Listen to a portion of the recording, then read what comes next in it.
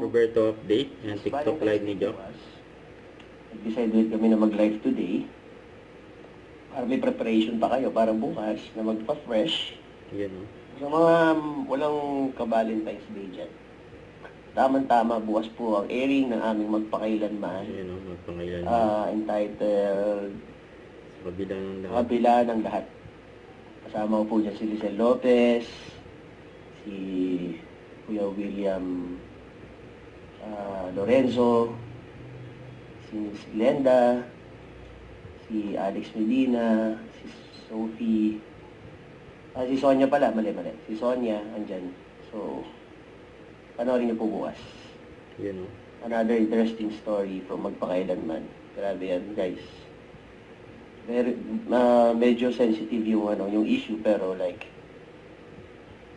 marami kayong matututunan. And parang ngayon lang yata ginawa yan sa or sa ibang klase ito. Ako lang yata yung bago ako dun. Ngayon ko lang ginawa yung role na yun, and sana magustuhan niyo po. And sana deliver ko po yung character. Okay. So, abang-abang na kayo. 8:15 ng gabi. Okay. So, kung may pag-date kayo, abot pa yun. Kasi marami lang tao sa mall pagka mga ganong oras na. Pagaan nyo na lang yung celebration nyo. Diba?